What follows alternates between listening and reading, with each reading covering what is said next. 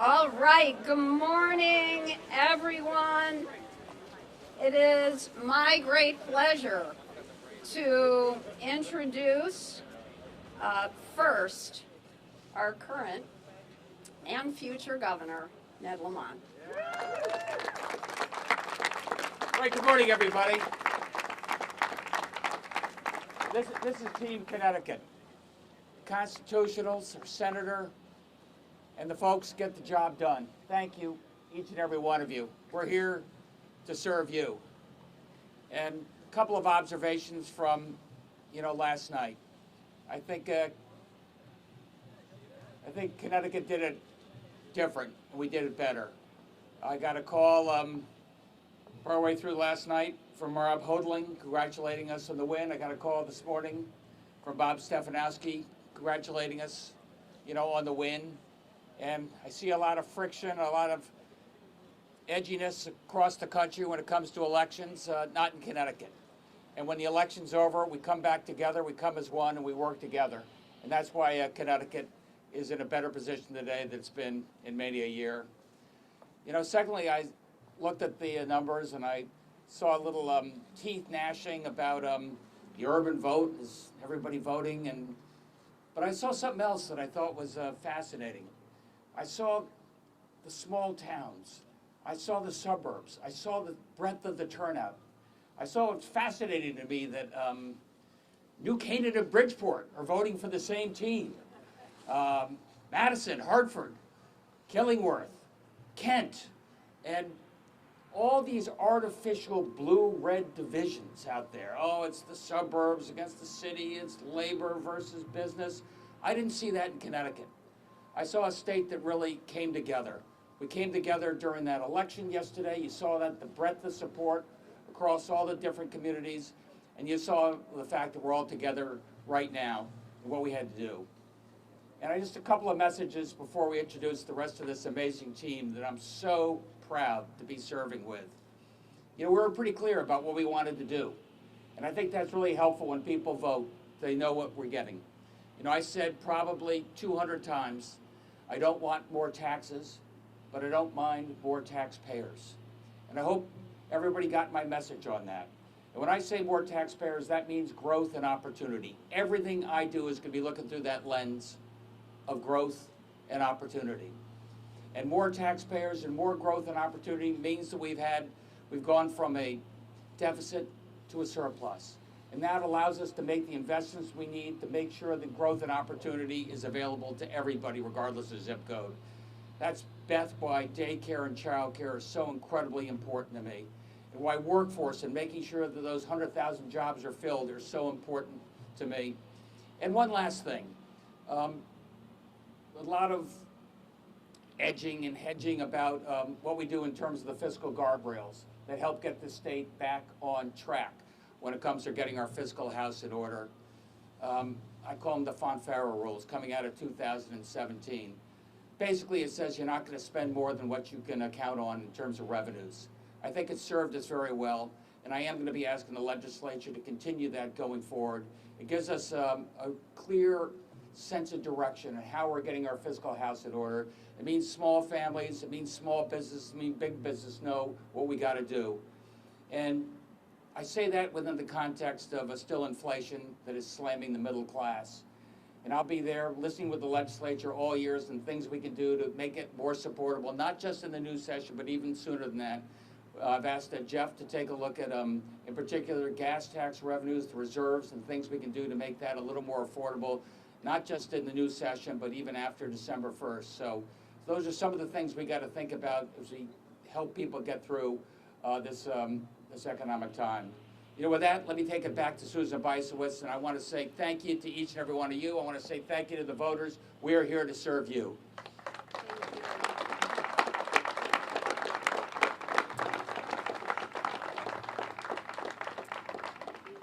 Governor, thank you so much. We are so grateful to the voters of our state who have spoken. We thank everyone who came out, and we especially thank our United States military veterans. We will be celebrating Veterans Day on Friday, of this month, and so we say thank you to the people of Connecticut who sacrificed and put their lives on the line so that we can have free and fair elections in our beautiful state. We are so grateful to the people of Connecticut for placing their confidence in us for the next 4 years. So many voters told us it was because of the governor's very strong and decisive and compassionate leadership during the COVID-19 pandemic. And they also told us loudly and clearly that they want us to continue on this path of keeping our fiscal house in order. They want us to keep passing balanced budgets without raising taxes and paying down our debt obligations. And they also told us that they want us to continue a bipartisan approach.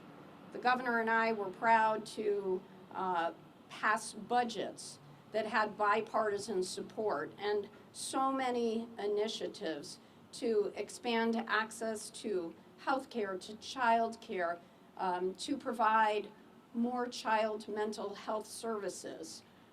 We are looking forward to continuing this bipartisan effort, and we also heard loud and clear from the voters of our state that they want all of us to stand up for women's reproductive rights, and the team that is standing behind me is so very committed to doing that. Also, the voters told us that early voting was important to working families in our state, that they wanted to have more flexibility, more days, more time to vote. And so we look forward to working with the legislature to make that happen. So with that, it is my very great pleasure to introduce our state treasurer-elect, who's going to help us continue to pay down our pension debt and keep our pension funds solvent and strong, Eric Russell.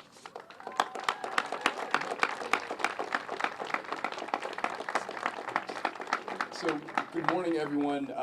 I really just want to say thank you. Thank you to the voters for putting your trust and faith in me and holding this position. Thank you to my incredible team who worked tirelessly through this campaign to get our message out to voters. And a special thank you to my family, particularly my husband who is here, who was very much involved and has been so supportive throughout this journey. This is an honor of a lifetime in so many ways, and I'm really excited to partner with this incredible team as we continue to move our state forward. We crisscross the state talking about a message of making sure that we are meeting our obligations to state and municipal employees and teachers and retirees, and growing our pension funds, protecting their retirements, investing in our communities across the state with an eye toward economic growth, and improving our overall fiscal health, continuing much of the work we've done to pay down our unfunded pension liabilities, and to continue to improve our bond rating, allowing us to invest in our state at the lowest cost to taxpayers. And I'm excited to continue us on that journey and to make sure that we are also doing so in a way that keeps working families in mind and is seeking out opportunities for upward mobility for all of our residents across the state. I understand that me standing here as the treasurer-elect in many ways is an unlikely story, and that's not lost on me, and I plan to bring that perspective every day to this job. And so I'm excited to get to work and to continue to move our state forward as we invest in our future. So thank you all.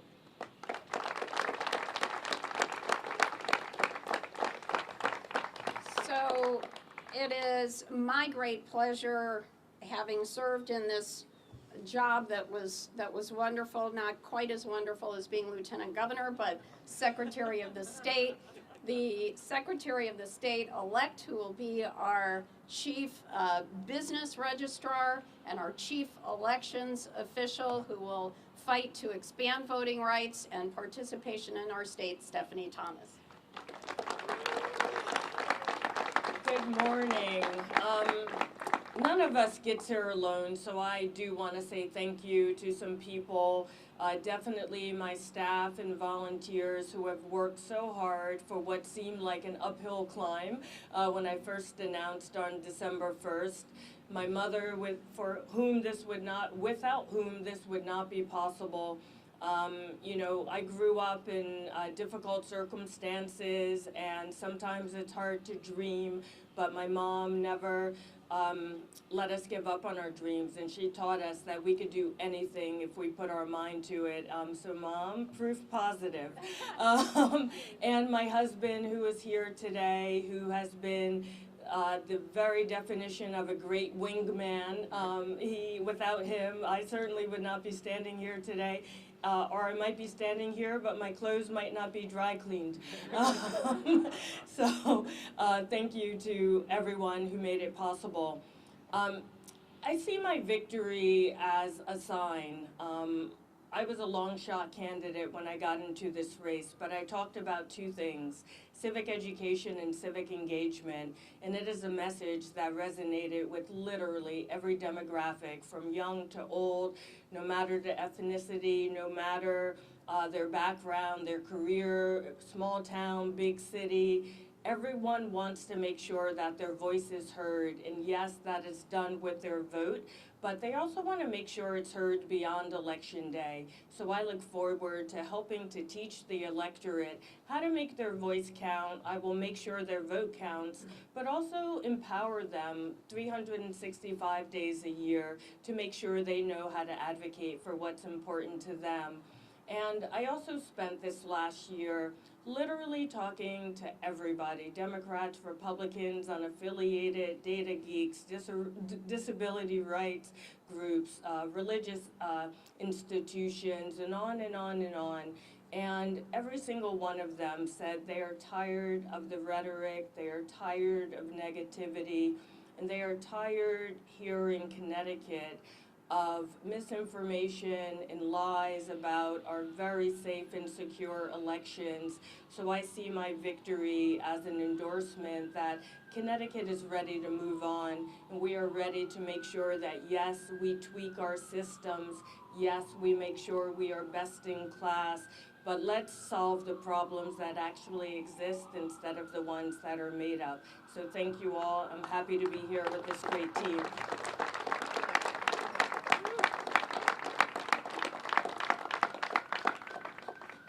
It's now my pleasure to introduce someone who will work every day to make sure that our state budget is on sound footing, and also will expand access to affordable quality health care, our Controller-elect Sean Scanlon.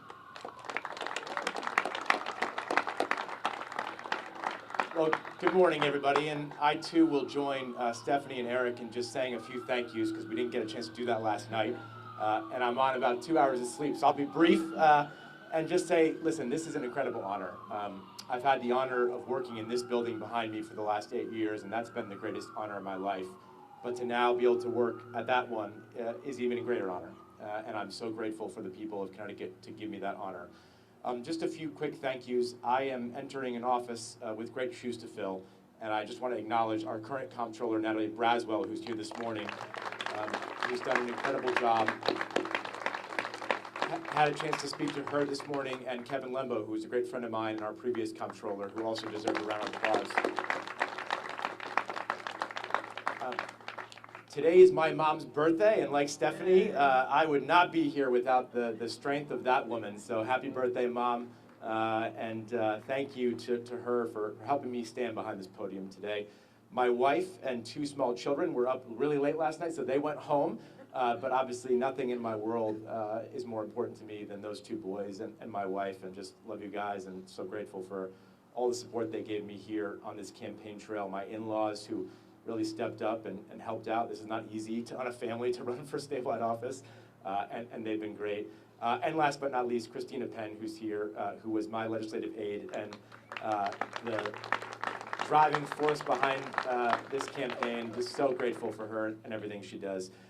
Look, Yesterday, the people of Connecticut endorsed the values that this team holds, and they gave us a mandate to continue making progress in the state of Connecticut each and every day on the issues that each of us campaigned on.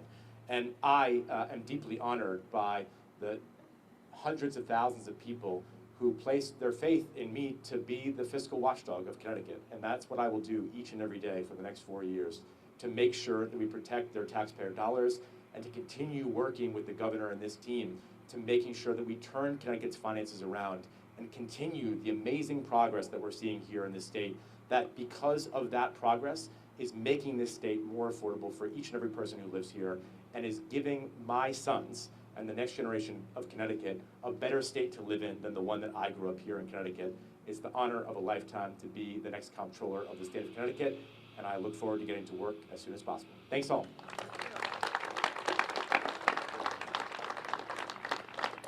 Thank you, Sean. And it is my pleasure to introduce our current and future Attorney General, a fighter for consumers, for our environment, for civil rights, Attorney General William Tong.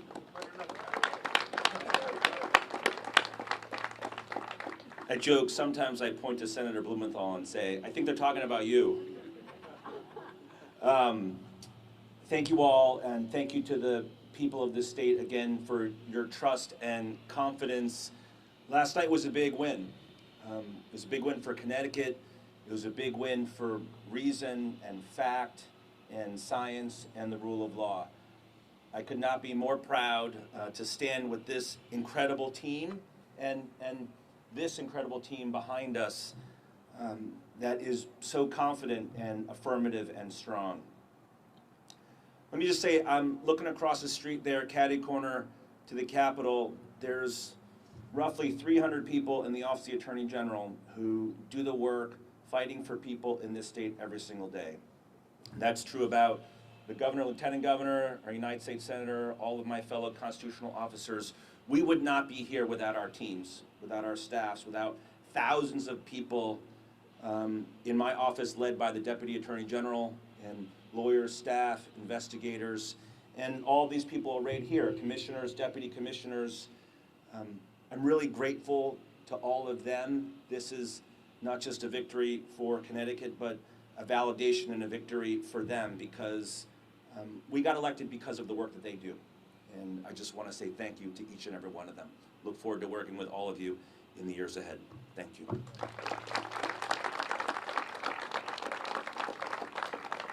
Thank you so much, General Tong. And our final speaker, a fighter also for the people of Connecticut in Washington, D.C., Senator Richard Blumenthal. Thank you so much, Susan, and thank you for your leadership over these last 4 years and many years before as Secretary of the State and a state legislature. Just to pick up the point that William was making, you know, Governor Lamont knows better than anyone, because he's been in business, that the most important test of management is who you hire to do the job. And I think the quality of this team reflects the excellence of state government at its best. And I say that having seen a lot of state governments and served in state position myself. So thank you to every one of you for your excellence, and to Governor Lamont for making these decisions. And the second point I make is that beyond the group here, there are literally tens of thousands of state workers who are doing their job right now.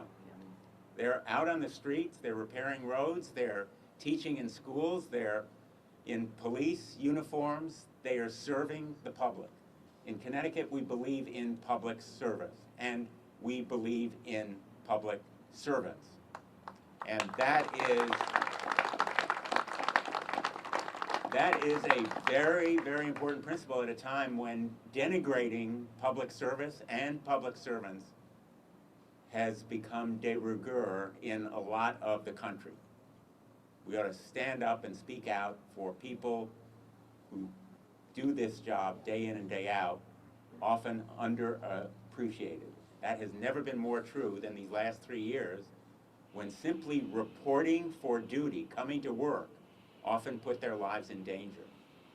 We forget at our peril how dire our state's situation was and how important Governor Lamont's leadership was in enabling us to overcome it at a time when a lot of the country was denying it, and how important public servants were in doing their job every day when it often put their lives at risk.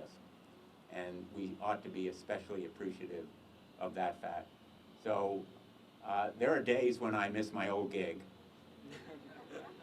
And this is one of them, because this team is really fantastic, and I would love to be a part of it here. But I am so proud to have voted for them.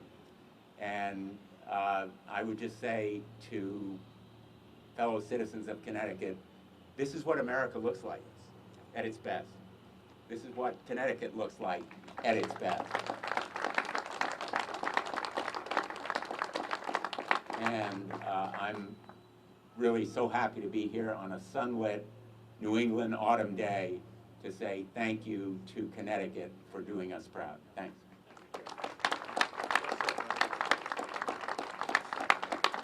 Thank you, Senator. We so appreciate this historic, diverse team that was just elected and the amazing, diverse, and talented people that work so hard for our team every day. So we'll take on-topic questions. Governor, you said Connecticut got it right. It's time to move forward. Biggest challenges and top priorities. How do you do that? Growth and opportunity.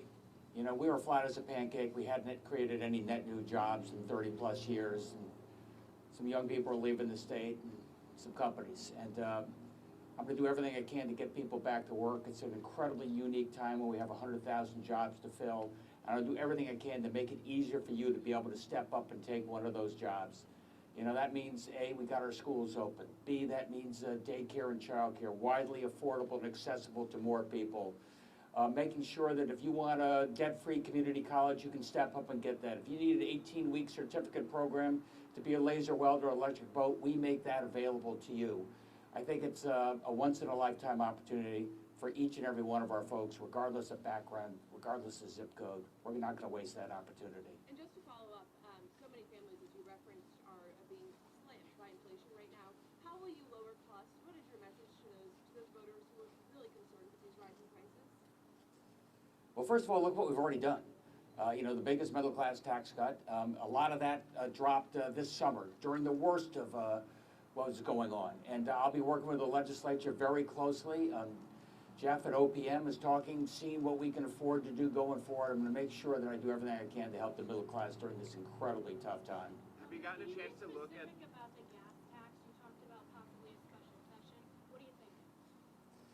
I'm thinking, I got to see what we can afford, and we're going to model this out. And if gas goes up 25 cents, so what does that mean we can do in terms of a gas tax cut? If it goes down, what do we need to do to make sure I have enough money to fix our roads and bridges?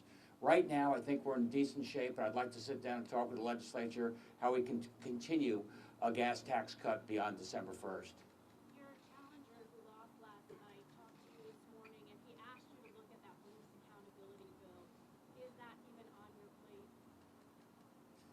Look, I'm happy to talk to the legislature about any ways we can fine-tune this, but I think we don't want to demagogue this bill. I think this bill is going to remind people we got the best police in the world, and that's what it'll show. Have you gotten a chance to look at the state legislative results, and how is that going to impact your legislative priorities heading into January? I know, you maybe studied that more than I do. Well, there's some recounts. I think it's fair to say that the Democrats gained in the state Senate. Looks like the state House perhaps as well. But the bottom line is, I think the people sent us the message that they want bipartisanship, and so we're going to continue to lead, to find common ground, and to keep doing what the governor has pushed us to do in terms of finding middle ground. We've done that on budgets. We've done that on legislation, and we're going to continue.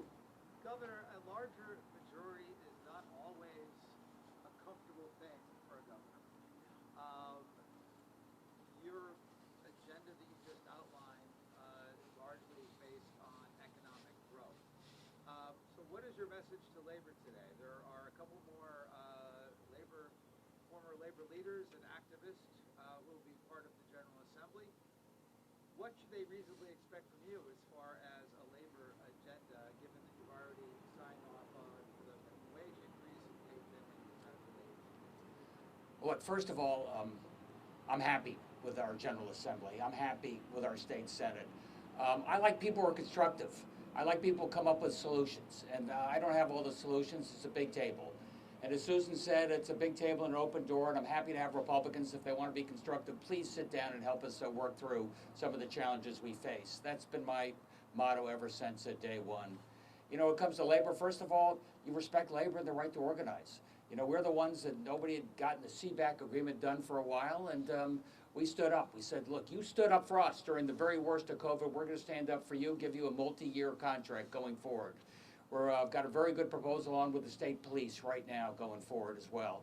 And we're trying to provide additional wage supplements to folks in nursing and other places where perhaps salaries have not kept up, trying to make it a little more affordable, easier to access. That's in daycare, that's in nursing, that's for folks taking care of people with special needs. I think we're on the same page there. Well, what's your message to CBIA on that? CBIA always reacts horribly to the election of union members and union leaders to the General Assembly. So what do you tell Kristen? Don't react horribly. Let's go meet these people, introduce yourself, say what is important to CBIA, listen to their point of view. That's you know, Susan and I and all the folks here do every day, and I really urge labor and business to do the same thing.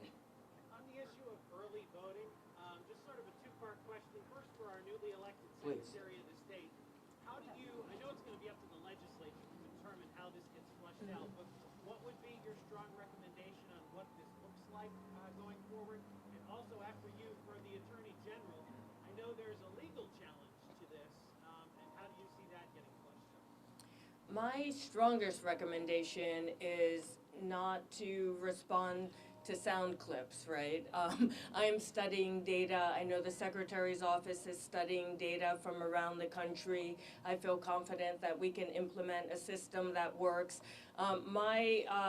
Based on the information I have so far, I would expect us to be somewhere in that few days to 5 days window. I expect to start day one in January with a plan in hand, and I will be speaking with legislators, even now that I know who they are, I will be speaking to them before January so that we can hit the ground running with something that can be implemented here in Connecticut.